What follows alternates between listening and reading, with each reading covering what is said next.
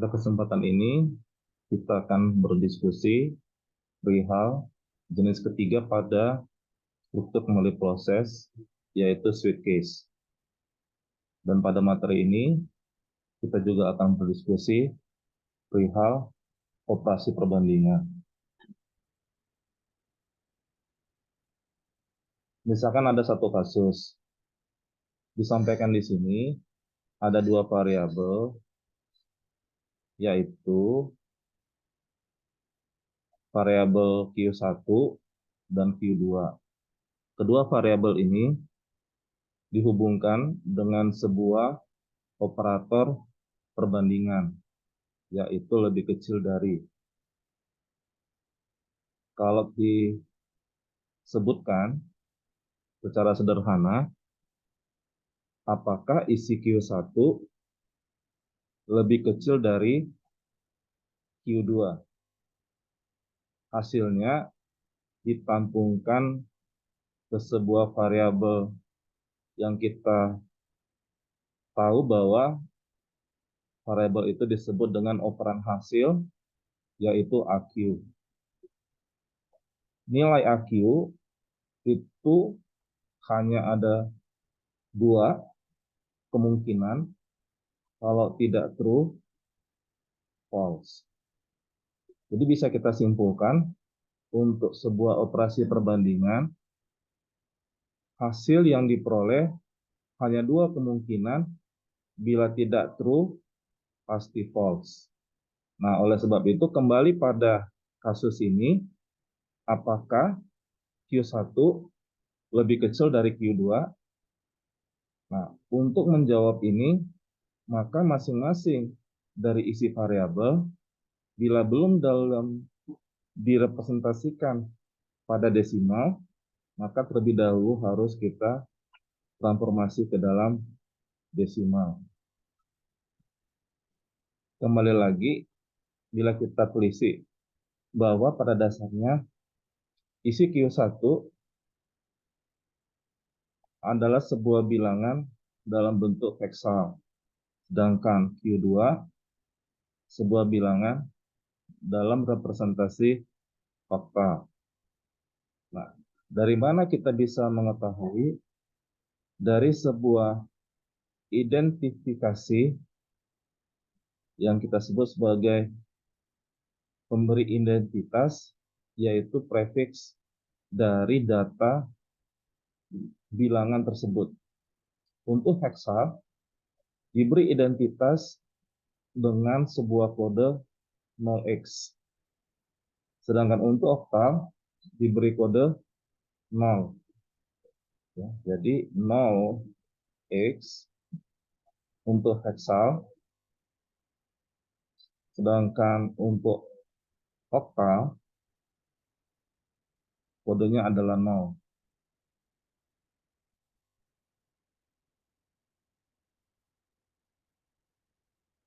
Untuk bisa kita representasi ke dalam desimal, maka bilangan atau data tersebut harus kita pisah atau kita split, bergantung kepada panjang digit dari data atau bilangan tersebut. Kebetulan di sini masing-masing dari variabel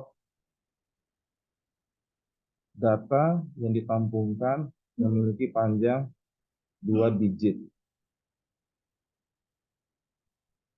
Bisa kita telusuri dari berapa banyak bilangan selain dari simbol atau identitas. Simbol identitas itu 0x. Berarti datanya adalah 5D. Sedangkan untuk isi Q2, identitasnya 0, sehingga bisa kita simpulkan datanya adalah 37. Untuk heksal 5D, kita pisah masing-masing yang kita sebut sebagai konstanta, yaitu 5 dan D.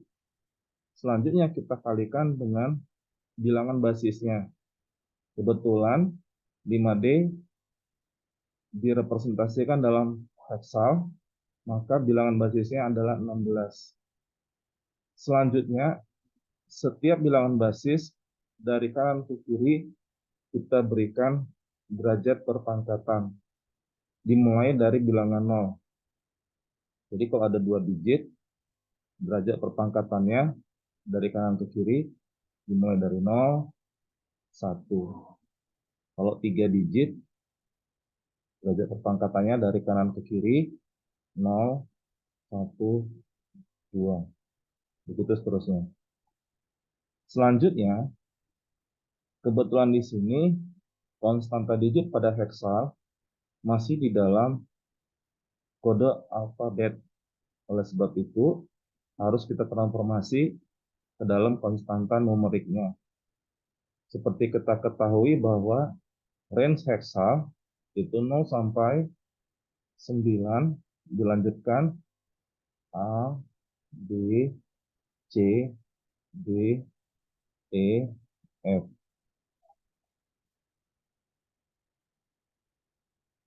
A direpresentasikan dengan bilangan 10, lalu B 11, lalu C 12, D 13, E 14, dan F 15. Dari sini bisa kita simpulkan bahwa D bilangan 13. Selanjutnya bisa kita melakukan proses perkalian. 5 kali 16 itu 80. Ditambah 13 kali 16 pangkat 0 itu adalah 13 dikali 1. Jadi setiap bilangan dipangkatkan dengan 0, hasilnya adalah 1. Makanya hasilnya adalah 93 basis 10. Sampai di sini kita sudah bisa memperoleh bahwa heksal 5D bila direpresentasikan di dalam desimal, nilainya adalah desimal 93 atau 93. Selanjutnya kita akan mencari oktal 37 itu berapa dalam desimal. Dengan cara yang sama seperti pada heksal, kita pisah konstanta digitnya 3 dan 7. Lalu dikalikan dengan bilangan basis, yaitu 8. Selanjutnya kita berikan derajat perpangkatan. Dimulai dari bilangan 0, dari kanan ke kiri. 7 dikali 1, itu 7, ditambah 3 dikali 8, itu 24. Maka hasilnya 31. Atau desimal 31. Sampai di sini kita sudah memperoleh bahwa Q1 dalam desimal adalah 93, sedangkan isi Q2 dalam desimal adalah 31. Sehingga sudah bisa kita menjawab apakah 93 lebih kecil dari 31, maka jawabannya adalah false. Karena semestinya 93 lebih besar atau sama dengan dari 31. Sehingga isi variabel Aki bernilai false. Selanjutnya kita tuliskan algoritma dan pemrogramannya. Tidak ada perbedaan signifikan antara konstruksi algoritma dengan penulisan algoritma dan pemrograman. Q1 kita berikan bilangan desimalnya, Q2 juga bilangan desimalnya 31, lalu kita tuliskan statementnya AQ sama dengan Q1 lebih kecil atau sama dengan Q2. Jadi penulisan pada algoritma dan pemrograman lebih kecil dari, pada pemrogramannya lebih kecil sama dengan. Jadi simbol ini dituliskan di samping kanannya. Selanjutnya print AQ. Tampilkan isi AQ. Setelah kita eksekusi, maka source code yang kita beri nama s7p1.py berhasil dieksekusi dengan menampilkan sebuah kata false.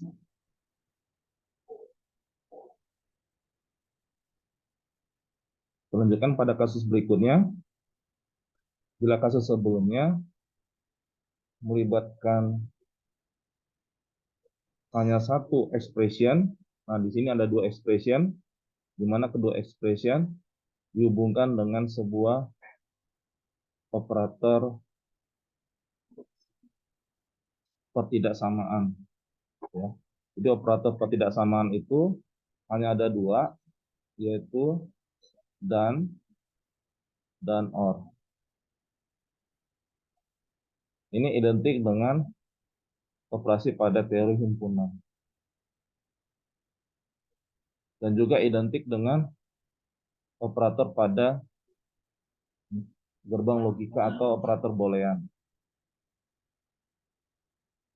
Oleh sebab itu, hasilnya juga hanya ada dua kemungkinan, yaitu true atau selain itu false. Nah, oleh sebab itu, kita harus memahami truth table atau tabel kebenaran dari operator logika dan or. Ya. Jadi untuk mereview, untuk operator logika dan, nilai luaran bernilai true jika dan hanya jika kedua nilai masukan bernilai true. Sedangkan yang untuk or, nilai luaran bernilai true jika dan hanya jika salah satu nilai masukan bernilai true. Nah, true ini identik dengan numerik 1, false identik dengan numerik 0. Nah, Python kebetulan berbeda dengan penulisan sintaks code pemrograman yang lain, ya seperti Java, JavaScript, C++, bahasa C. Python ini identik dengan bahasa pemrograman basic. Ya, jadi kalau dan, kata kuncinya itu and, sedangkan kalau or, kata kuncinya adalah or. Jadi dia tidak menggunakan simbol kode dan atau tanda lurus double. Kita kembali pada kasus. Ada dua variabel, T1 menampung sebuah nilai numerik heksal D5. Ingat, di sini ada kode identifikasi 0x. Berarti bilangan ini heksadesimal. Sedangkan variabel T2 menampungkan numerik oktal 73. Nah, oleh sebab itu, supaya kita bisa menyelesaikan, karena di sini diminta diselesaikan dengan algoritma matematika informasi, maka kita harus selesaikan secara perhitungan matematik. Lalu diminta untuk dibuktikan dengan algoritma dan pemrograman. Jadi hasil yang kita peroleh secara matematik harus bernilai sama pada saat kita lakukan pengujian dengan pemrograman. Nah, pertama-tama kita representasikan terlebih dahulu nilai numerik yang belum direpresentasikan dalam desimal. Heksal D5 kita pisahkan konstanta digitnya D dan 5. Karena masih mengandung karakter, harus kita tukar ke dalam bentuk nilai numerik. Seperti sebelumnya sudah kita bahas bahwa A itu adalah 10, B 11, C 12, dan D 13. Maka 13 dikali 16 ditambah 5 dikali 1. Nah, 13 kali 16.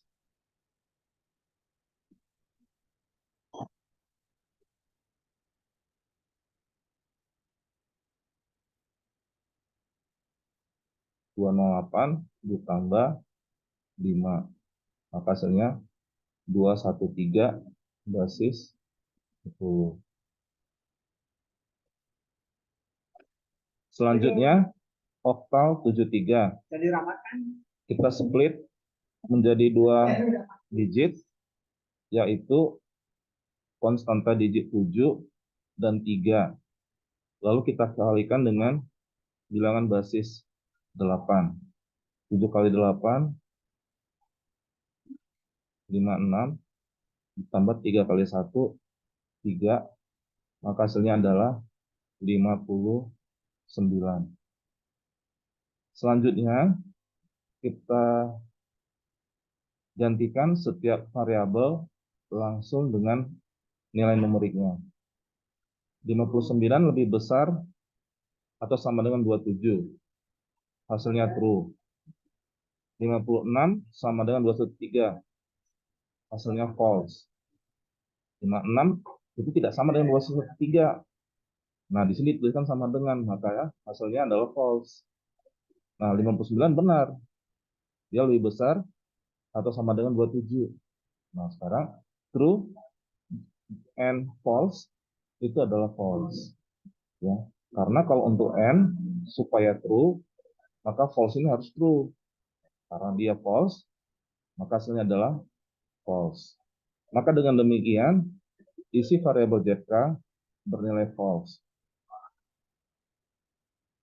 Selanjutnya kita buktikan dengan algoritma dan pemrograman.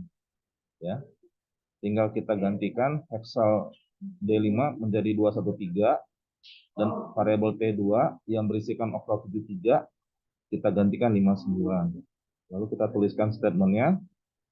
T2 lebih besar sama dengan 27 N ya, dari sini ya.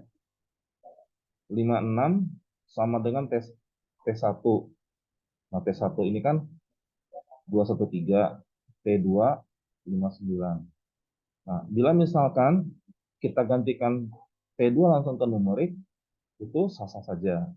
Ya, itu kan hanya dalam pendekatan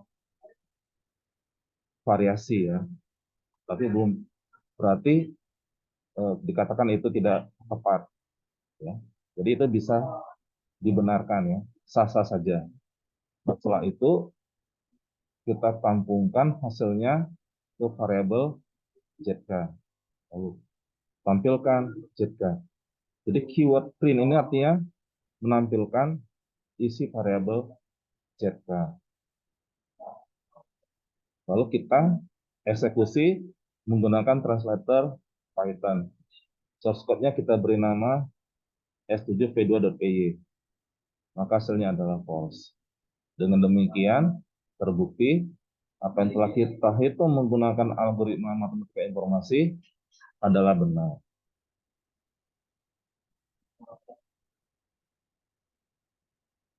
Selanjutnya ke kasus berikutnya, masih identik dengan dua kasus sebelumnya, diminta untuk menyelesaikan dengan algoritma matematika informasi dan membuktikan dengan algoritma dan pemrograman.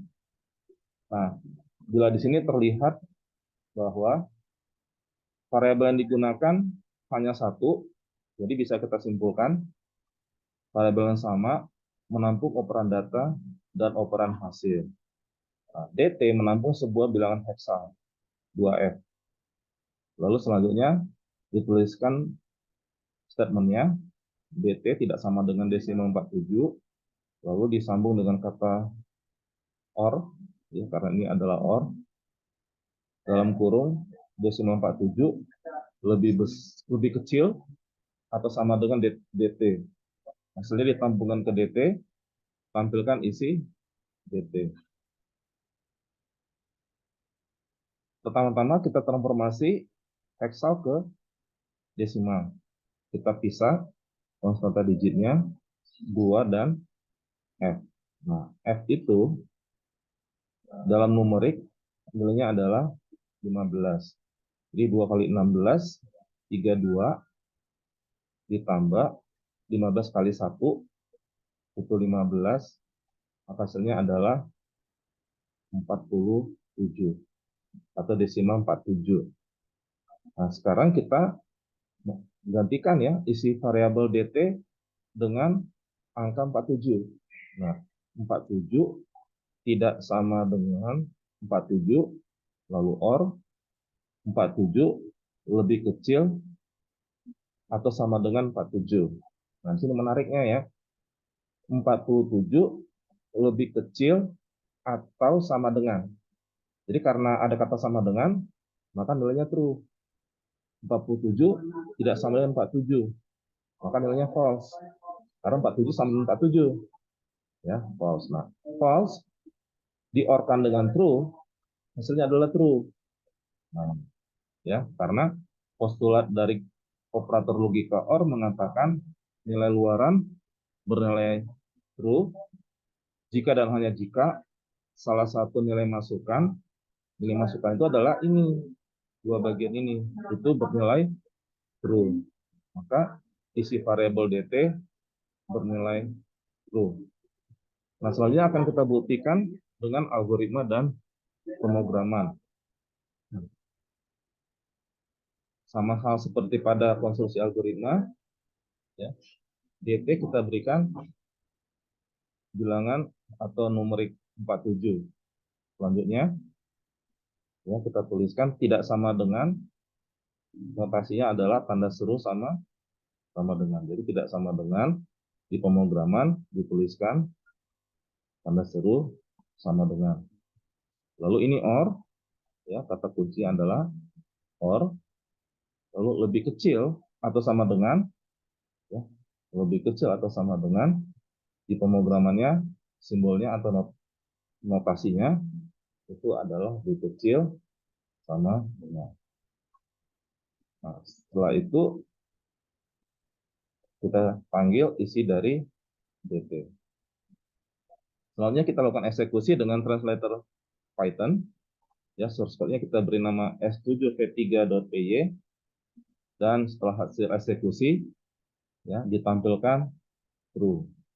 Dengan demikian, apa yang telah kita selesaikan dengan algoritma matematika informasi terbukti.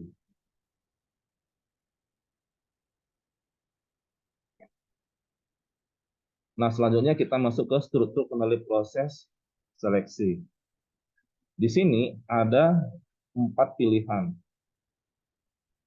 Sesuai dengan soal, pilihan pertama, mengerjakan konstruksi algoritma seperti dituliskan ini.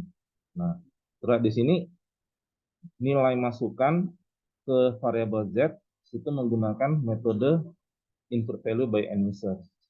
Dari mana bisa kita simpulkan? Ada tanda tanya. Selanjutnya ada sebuah statement Z sama dengan 1 dibagi Z. Otomatis supaya Z bisa kita selesaikan, Z itu tidak boleh sama dengan 0.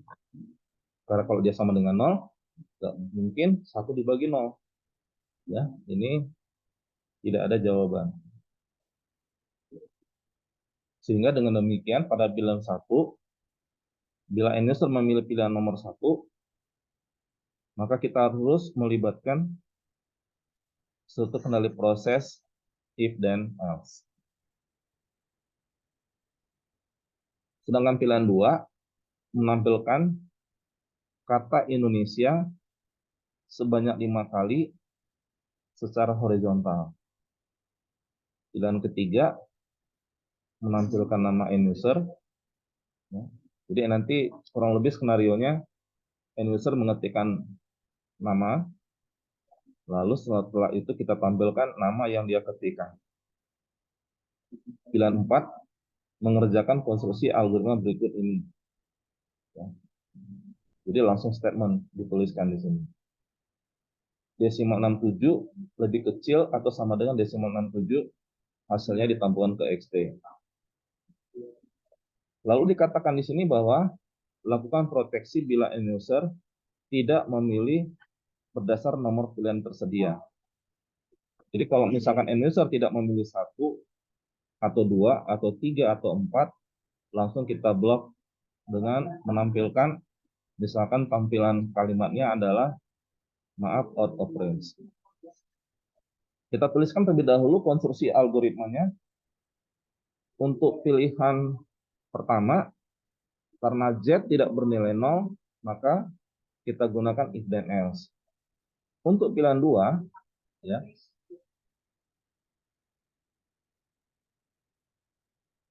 diminta ditampilkan 5 kali secara horizontal.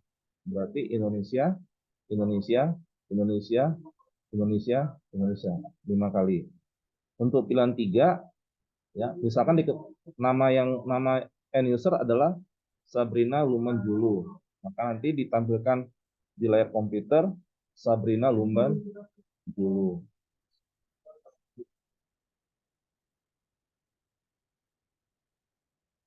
Sedangkan untuk pilihan 4, ini sama seperti pada kasus sebelumnya, maka bila kita hitung menggunakan algoritma matematika informasi, maka ICXT bernilai true. Nah, seluruh konstruksi algoritma ini kita tuliskan dalam algoritma dan pemrograman. Nah, kita lakukan simulasi. Saat kita ketikkan 5, maka di blok. Saat kita berikan min 1, ya, nomor pilihannya selain 1, 2, 3, 4, ya, maka langsung di blok. Namun pada saat kita berikan pilihan 1, maka blok ini yang dieksekusi.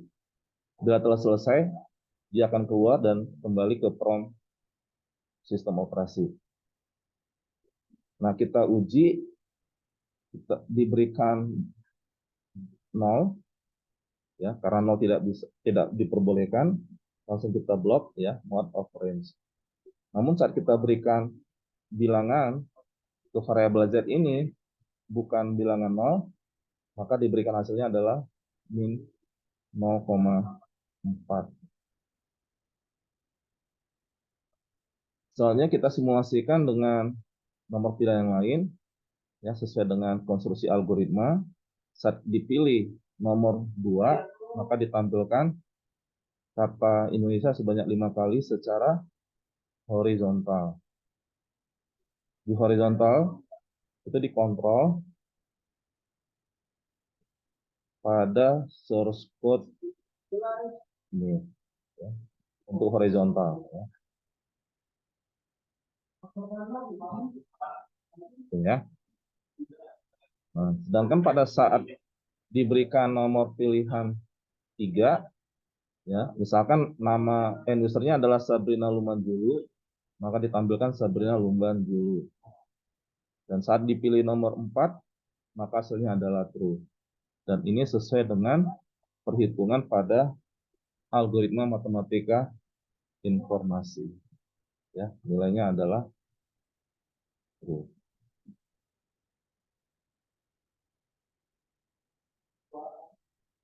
Oke, sampai di sini diskusi kita.